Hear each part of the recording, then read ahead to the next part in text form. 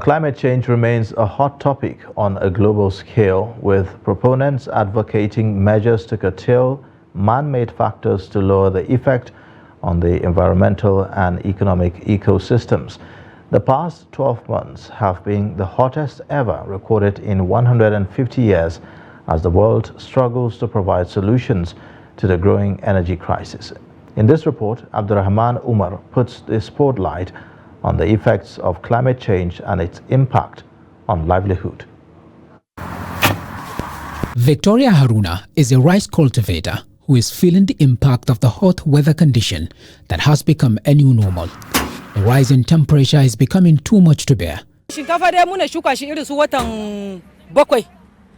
This rice, it takes us several months to harvest.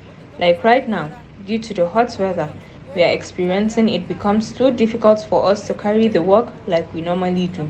But we can say since the government will not provide any help, despite the hot weather, we are just trying to survive. The work becomes much easier when it is during rainy season. But in this hot weather condition, we still have to carry on. For experts like Ibrahim Wasiu, the correlation between human activities and rising temperatures is evident for all to see. The hot weather we are experiencing for now, like you said, when we are, indiscriminately felling of trees and all that, which are supposed to be, coexist with human being and all that, when you indiscriminately cut all these trees, what we are saying in essence is you are affecting the ecosystem. And indirectly, this is supposed to balance the, the temperature for us. But, you can't find them anymore. They are less in number and all that. And as a result, it's not directly or indirectly causing, this excess heat that we are having now. And of course, we also know it's as a result of deforestation, and all that. Despite the concerted effort to turn around militating factors, the gaps that exist is too great to make meaningful impact. We just have to think outside the box.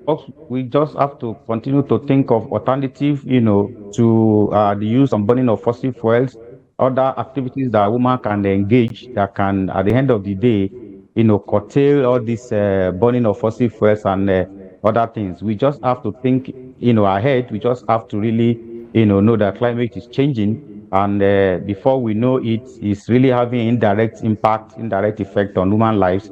We just have to, key into this. And as a matter of fact, this is the right time to do that. Although poverty and economic inequality are greatly undermining solutions aimed at addressing these challenges, the authorities have more to do. The major threat to environmental, tranquility in this country is the fact that, the rate of poverty is over close to 70%.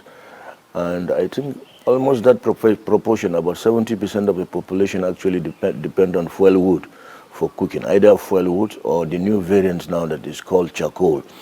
And over the years, governments, in succession, they've not been serious about, the transition from fuel wood to a cleaner fuel such as gas, or other forms of renewable fuels or sources of energy, and that has make the situation much more serious, because as the population increase, poor people tend to depend on natural resources or natural fuels such as fuel wood in order to cook, and people must cook.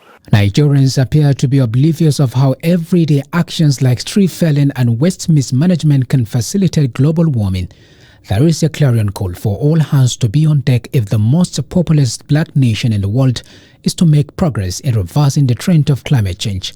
Abdurrahman Umar, Trust TV News, Abuja.